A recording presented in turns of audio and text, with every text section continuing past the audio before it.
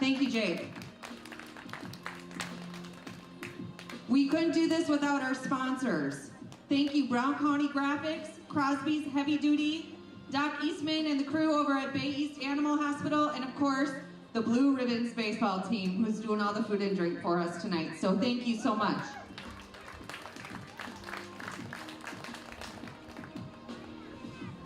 A couple of people I also want to recognize who are here with us tonight. Ahmad Riviera Wagner, he is a state representative, is here with us tonight, his first time here. Hey Ahmad, welcome, thank you for coming and supporting.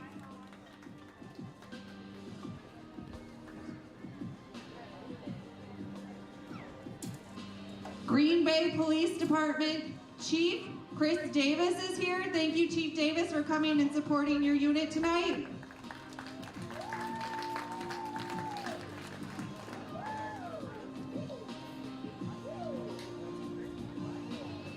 Also, Eric O'Brien, who's the lieutenant of the unit. Eric O'Brien, also a TV star after tonight. Yes. And I see Mayor Eric Gingrich over here. Thank you, Mayor, for coming out and supporting these guys. I appreciate that as well. All right, let's meet our teams and our demonstrating group. Jeremy Van Beeks, come on over here, buddy.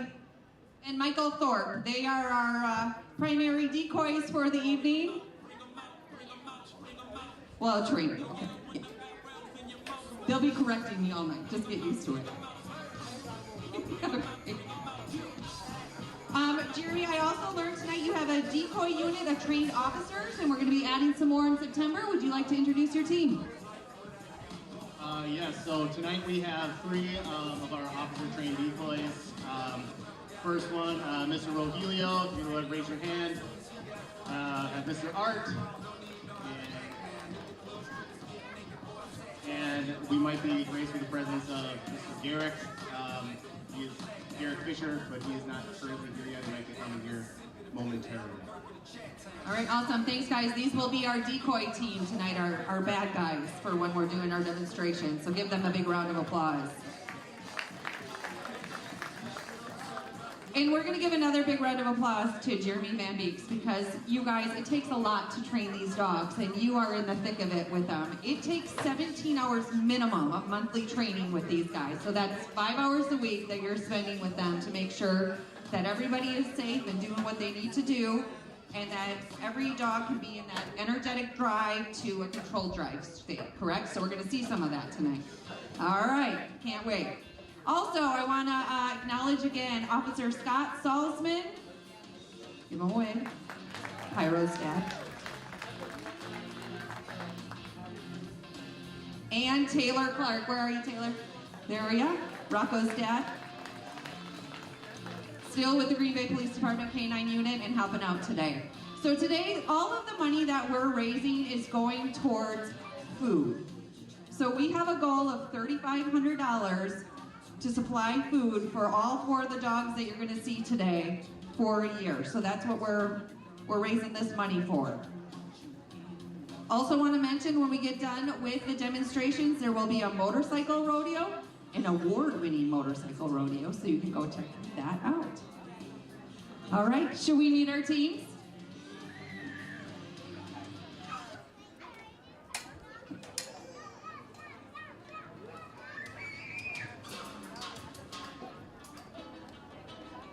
Up first, new, 6 weeks new, it's Officer Tom Conley and Vader. Vader is a 2-year-old male German Shepherd from Europe, trained in detecting explosives, which during football season he gets to work for the Green Bay Packers at Lambeau Field and in Madison at Camp Randall. Vader is also trained in tracking, wind sense, building searches, and physical apprehensions. Vader can smell 35 different combinations. They've been together 6 weeks. Officer Conley has been with the Green Bay Police Department for 19 years. This is Officer Conley's 4th K-9. Echo, Puma, Pete, and now Vader. And Vader has been on 3 deployments. We can't wait to see how they grow. Welcome them to the team.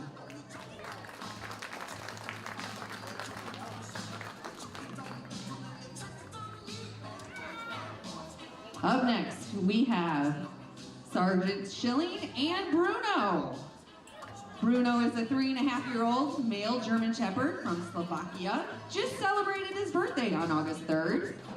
He's trained in the areas of patrol work, odor and narcotic detection, and tracking. Also handler protection and article searches.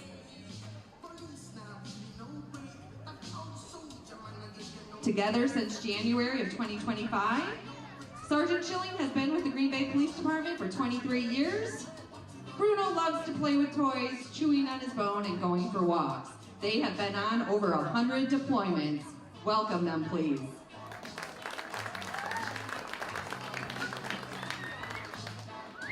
Usually we do ladies first, but this little girl wanted to go third tonight.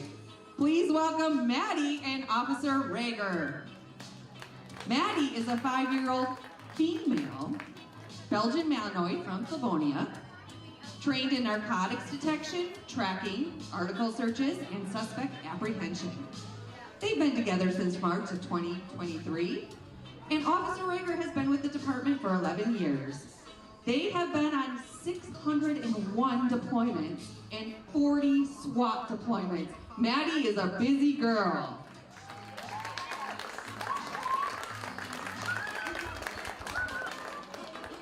And last, but certainly not least, Green Bay team Knox and Officer Wickland.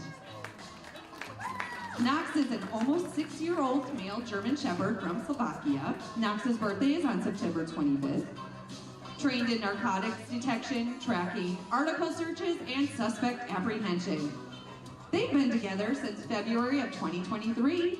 Officer Wickland has been with the department for 24 years. Through your donations at events like this, we have been able to help in the purchase of Knox. So your dollars help to purchase Knox for the Green Bay Police Department, so thank you. Knox loves to go for a walk and play with toys. This is his second canine partner next to George, and Knox has been on over 600 deployments as well. Meet your team. Give them all a round of applause.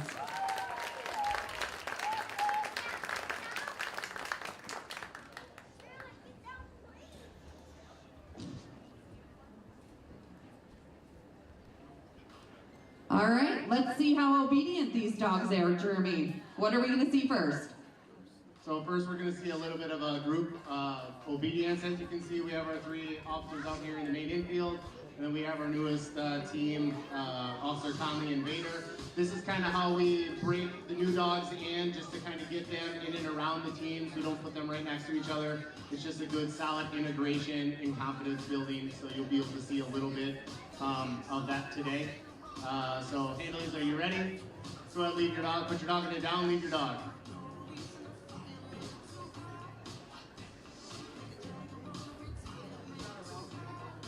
Starting from left to right, go ahead and recall your dog.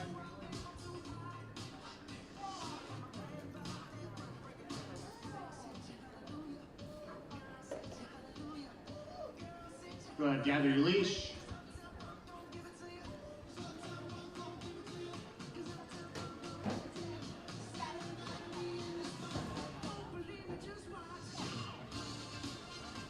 And forward.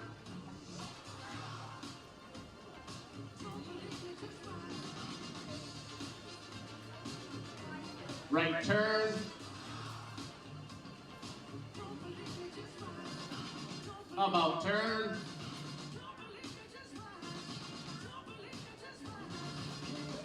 Left turn. Down in motion.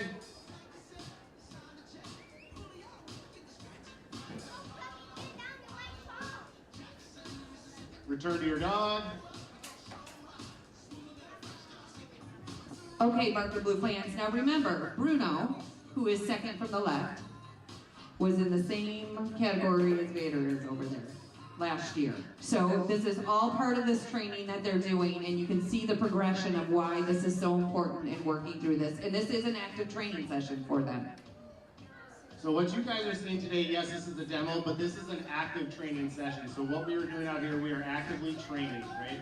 So this is something that we get to do every other week for 8 hours in that day frame. This is something that we do every other week, is the obedience portion of it. All right, from left to right, let's go ahead and figure eight to the other dogs. This is an important task drill to do because sometimes on deployments, these dogs do have to work in the same general area as one another. So it's important that the dogs are able to control themselves in and around the other handling teams.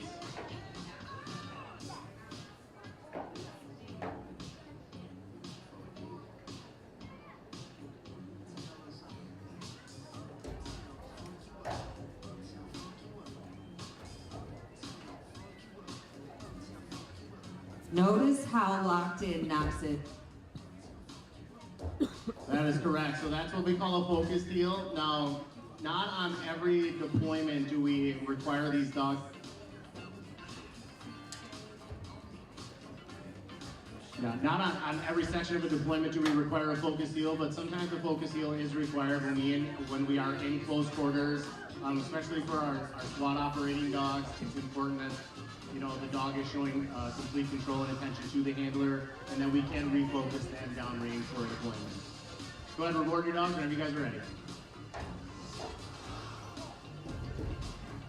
And give them a big round of applause. Every training exercise ends with a reward. They are working for the reward. Correct. You can see some of the dogs use tugs, some dogs use the balls on a rope. It's whatever the dog shows the most interest. Some dogs don't really care what they're rewarded with. They'll take whatever we give them.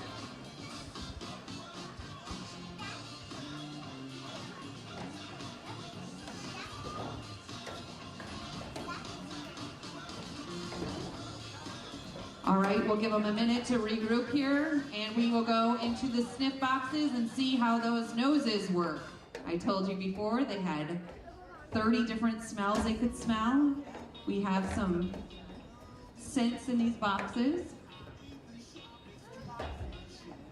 Hey, Doc Eastman.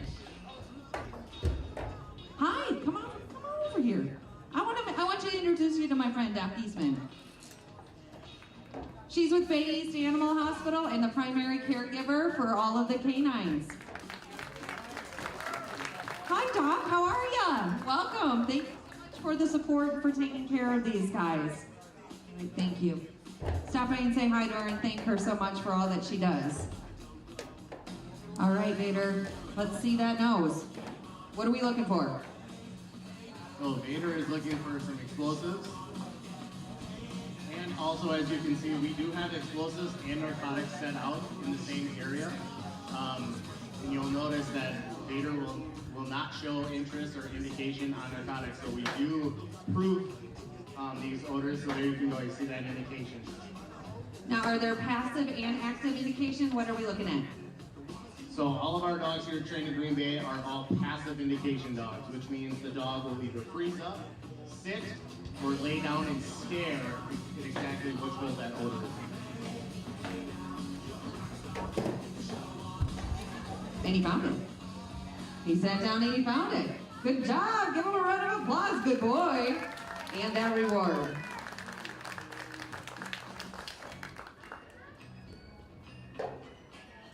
Okay. Next, we're going to go right into article searching after he gets his reward. So articles are evidence recovery, searching is a big part of what we do as well with these dogs. So the dog isn't necessarily searching for a specific odor. I mean, they are, which is a human odor, but they're just looking for a large abundance of an anomaly human odor. So as you can see, he's out searching and change of behavior.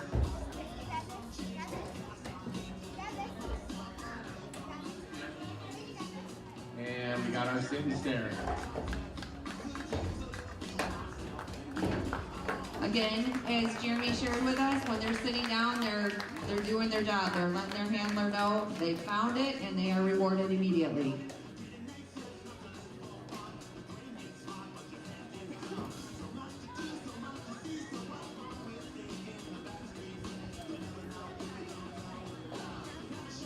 Again, for those of you just joining us, this team has been together for 6 weeks, and I think they're doing one heck of a job.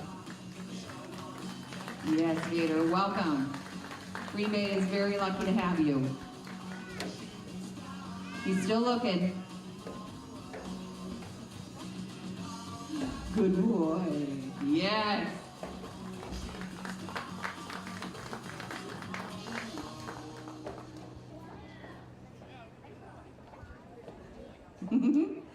Good job, Vader. Thanks, Tom.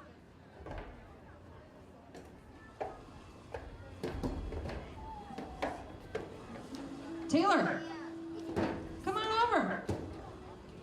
Mr. Clark, Officer Clark. How's Rocco doing? Rocco's good.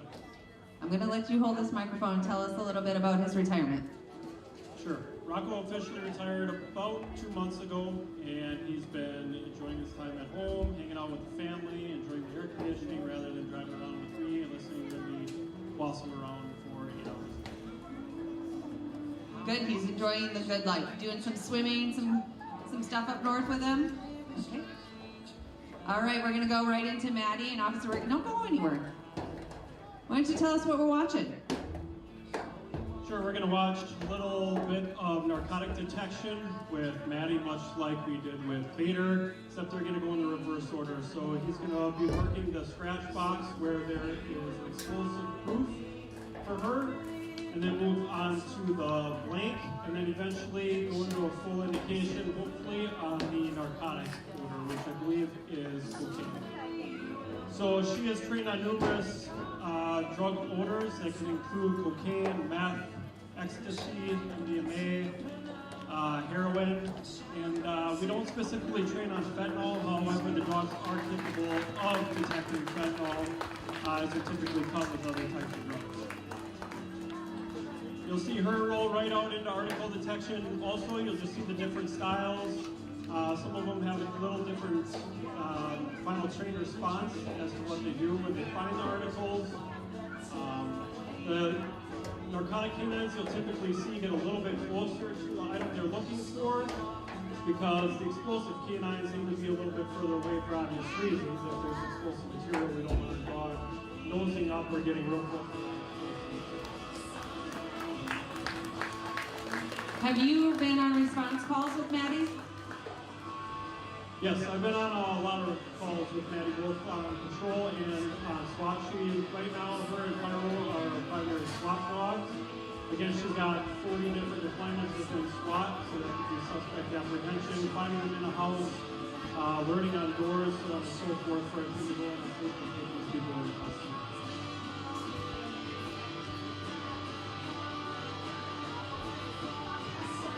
We're doing the article searches now.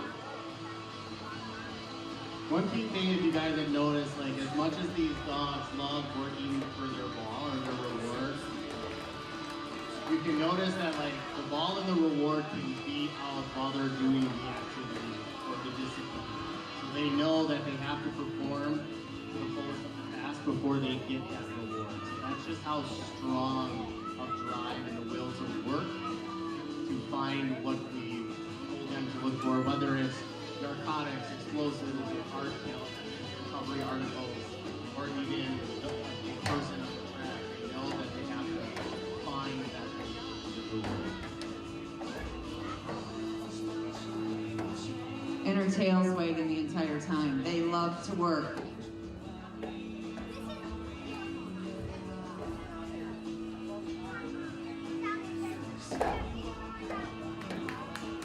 Good job, Maddie. Also, we want to invite, if you have any questions and you want to make your way down here to come over and ask your questions, Officer Carlson will take them from you and we'll relay them, and the officers, well, retired Officer Carlson. Retired.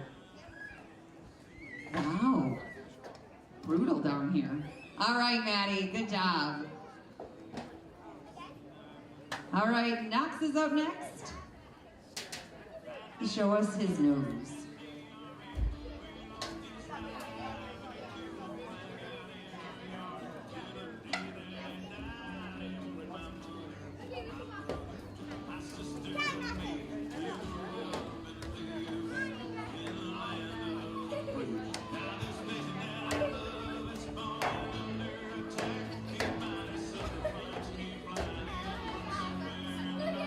Again, these two have been working together for 8 years.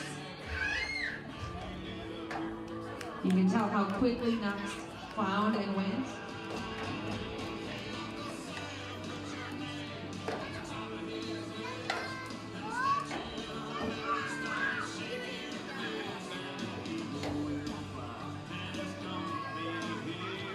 There we go. Good boy. We all know where it is.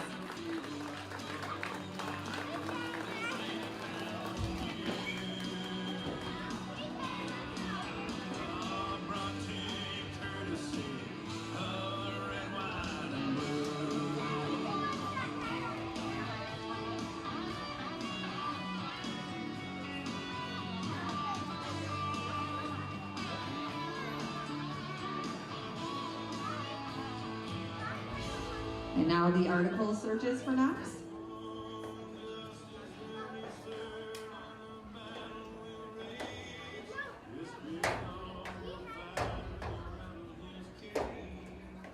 Good boy. And just a reminder, as Knox is working, you can get those 50-50 tickets, selling those till about 6:20, pulling the winner at 6:30. Grab any of those plush. All of the money raised tonight is going to help offset food costs for all 4 of these dogs tonight, and eventually actually 6 of them, because we have a special announcement to make in a little bit, so make sure you don't miss that.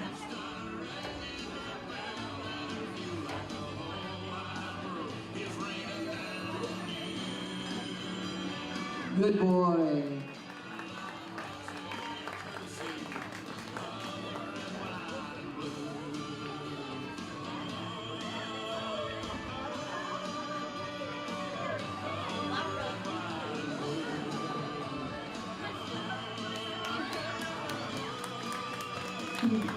First question out of the gates is, can I get the bite suit tonight? Sorry, friends. That's why we have the decoy team to do that with the trained officers. They actually go to a special schooling to get into those bite suits, because when they're in work mode, Scott Salzman will tell us what it's like taking a bite. Oh, it's awesome. No, really, you learn a lot starting as a decoy. Miles Gambin have a lot to say about it. Don't listen to him. He doesn't know what he's talking about. But it's really cool to see that our unit is progressing and building in canine decoys into the program, because you get to learn a lot from the other side of seeing the dog. And then you can transition everything you learned into handling the dog. So it's kind of like a growing process. So decoy, you handle your dog's going to be that much better. But sometimes it doesn't hurt. A lot of the times it does not feel good. So you guys see this is Sergeant Schilling. The only difference that you're going to see is Sergeant Schilling is a single-purpose patrol dog. So he only has one discipline, and that is what we call patrol work, so like suspect apprehension. So Canine Bruno can track, he can do article searches, he can clear buildings, and obviously the suspect apprehension. He is not imprinted on narcotics or explosives.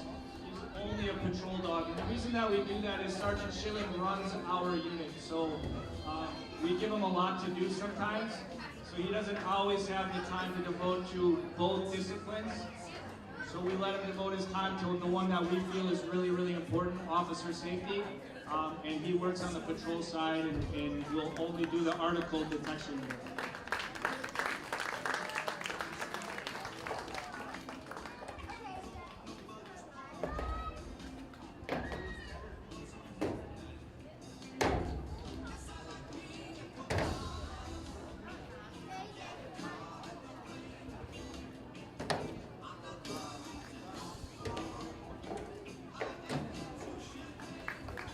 So what you guys see is a lot of what our training day looks like, and that's what we wanted to give to you guys is not just like the best that our dog has to offer. We kind of want to show you a condensed version of what a training day or a typical training day looks like for us. And a lot of the times we'll start with either patrol work or detection work, and then we challenge the dogs in different ways. So tonight, that's kind of what you're going to see is the drive channeling from narcotic detection immediately into a different discipline. Now we're asking you to search for evidence, and and then we kind of build from there. So just like everyone, we wake up in the morning and we got to knock the rust off sometimes. We do that with our dogs as well, and we set them up for success because we always want a successful day of training.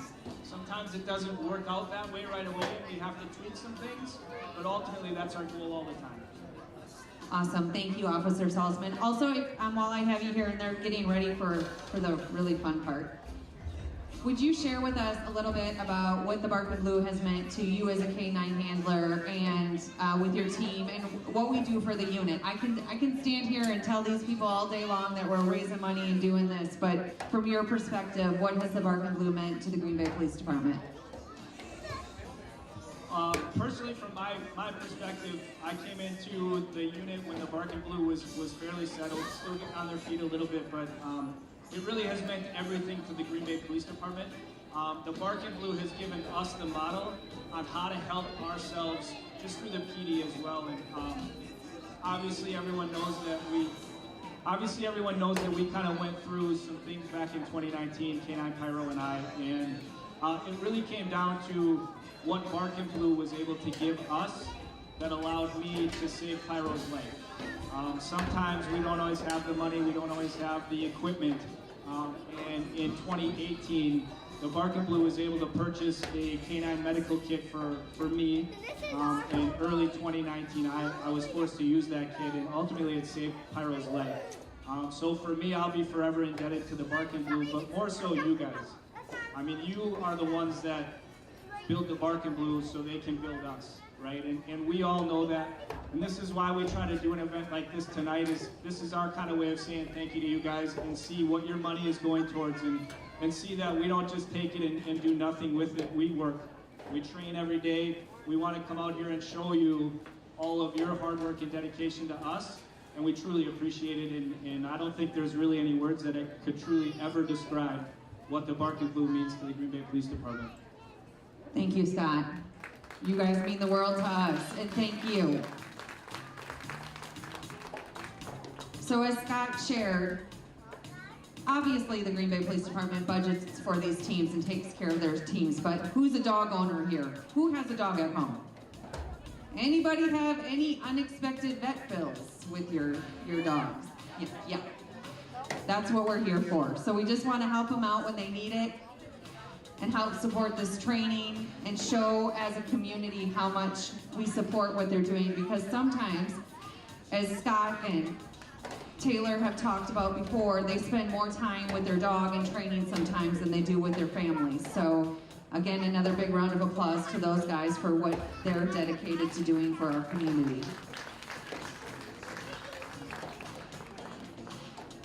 All right, we're going to do a little handler protection. Who's up?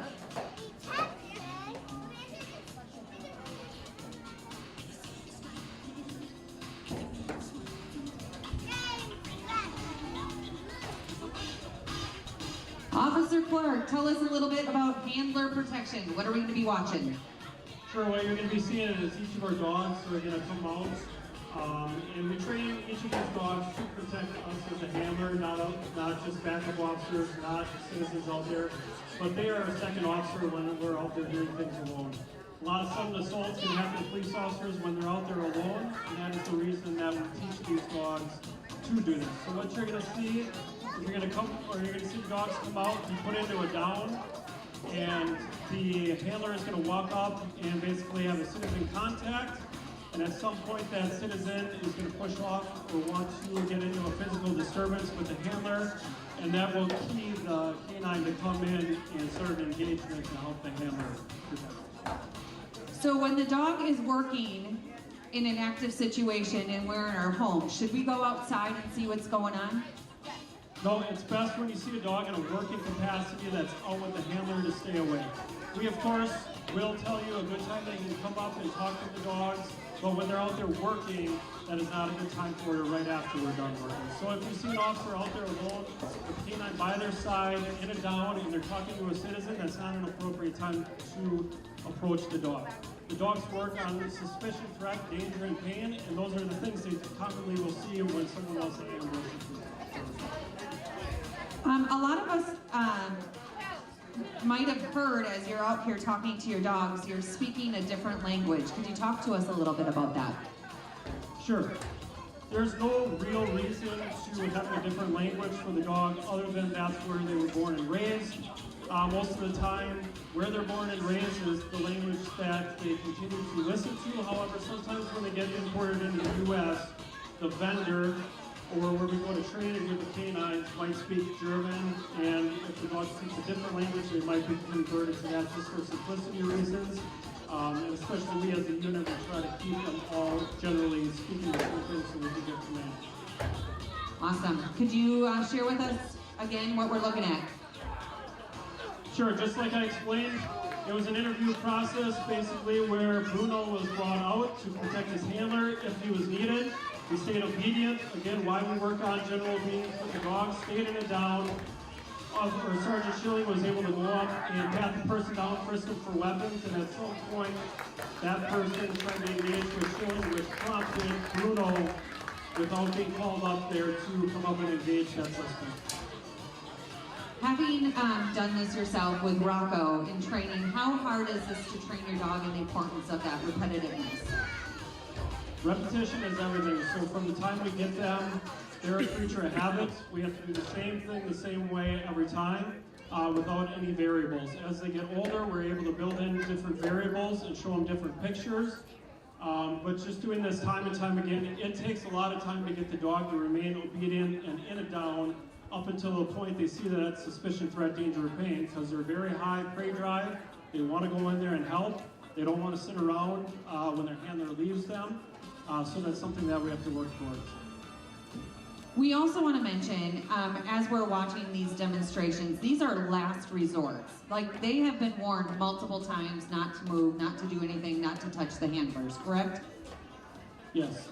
I think sometimes people think that police dogs go out and apprehend a lot of people. That is not true. Out of hundreds and hundreds of deployments per dog, it is very rare for our dogs to physically engage someone. People are given ample opportunity. They're told what will happen, who we are, so we announce our presence. We don't blindly send them into a house. We don't send them after people that don't deserve it. We have ways to recall our dog. The best thing about our dog is they're the #1 locating tool, and they're the only tool on our tool belt that we can actually recall. You can't recall a taser, can't recall a pepper ball, but a canine that we work towards can be recalled if someone turns to give up. Thank you. We have Knox coming out to see his handler protection. Am I correct in saying that after we're done with the demonstrations and this training that the officers are going to be out with the dogs and they can take photos and meet greets and all of that stuff? Yeah, so the plan is after all the dogs do all the demonstrations, we'll take a quick break and we'll have a couple dogs at a time, long as they're tolerant and still being good. We'll have a small photograph opportunity over by the Green Bay Police Department canine trailer. You guys can form a single file line and come up, and the handlers, and there might be some helpers there that will let you guys know what you can and can't do. We just ask you don't grab at the dogs, reach for them, anything like that without us asking. Thank you. So basically, everyone have their listening ears on, and they have to have their listening ears on to be able to go out and meet and greet the people. Yeah. All right. Good job, Knox. Protect your handler.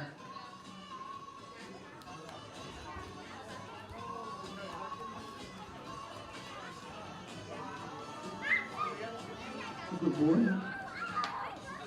You can also see after he is removed from the engagement that it goes back into an obedience exercise where the dog is then put into a heel and walked away. And even at their highest point of drive, which is when they're engaged with someone, Knox and the other dogs work to that level where they can disengage and straighten out the head and be walked back to the car without issue.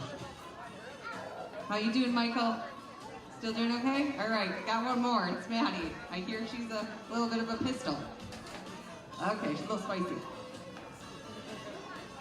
Yeah, tell us a fun fact. So a fun fact, when Michael was at his professional dog training school, Maddie was one of the dogs that Michael trained when he was at his master trainer course. Okay, so you have a little bit of a history, Michael. She's locked in already. How much does she weigh, you think? Maddie's probably pushing high 50s, 60 pounds.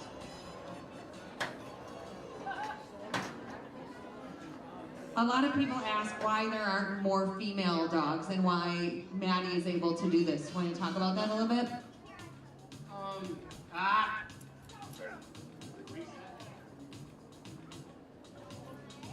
Again, we're training, so we're just gonna reset.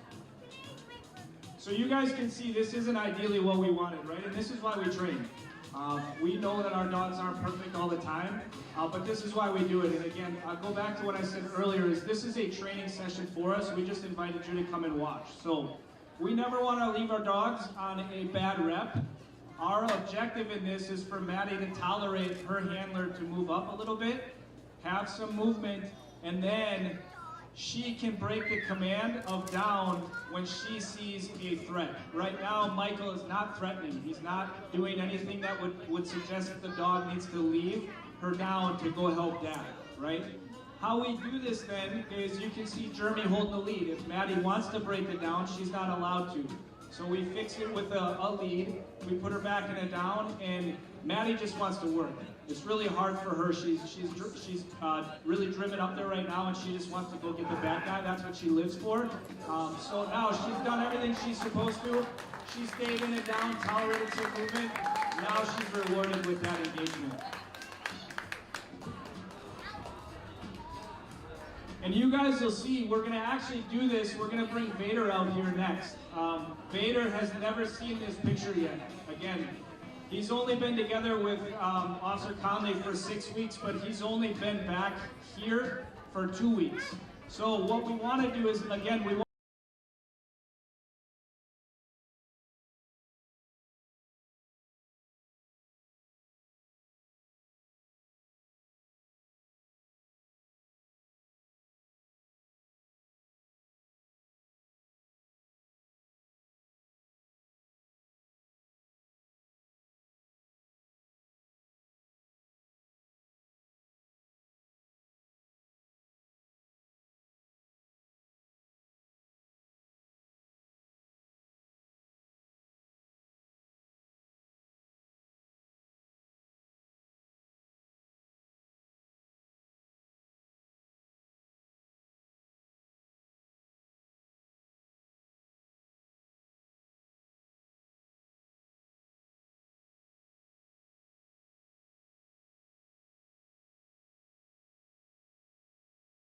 experience as handlers, and it makes these transitional periods a lot easier because we recognize maybe some faults that are happening a little sooner, and we also know through time and experience of working different dogs that we know the foundational system to start. So Officer Conley, again, is we don't want Vader to break these down until he's allowed to. So we start with just tolerating some movement. Vader right now is tolerating his handler, leaving his side, approaching a person, and then coming back and staying in it down, right? And it's all building blocks. It's just like everything we do in life. We have to crawl, walk, run. That's exactly what we're doing here. And you can see Michael's dedication to our unit is bar none. You see that he put a little different piece of equipment on. This is what's called a Dog Armor Pro. It means it is a thin piece of Kevlar that's wrapped around his arm, and that's it. So no bite suit, no padding, no anything. The only thing that's preventing Vader's teeth from penetrating Michael's skin is the Kevlar that he has. So it's not necessarily the punctures that hurt, it's the pressure that the dog puts on the arm that hurts. And believe me, Michael felt all of the pressure in that, and Vader's got a really good bite. Thank you, good job. Just want to remind you, last chance for 50/50 tickets. If you want to come on over to the white tent to grab those, we're going to draw that in about 10 minutes. So last chance for 50/50. Again, we are raising money to help supply the Green Bay Police Department with food for a year for all of these dogs.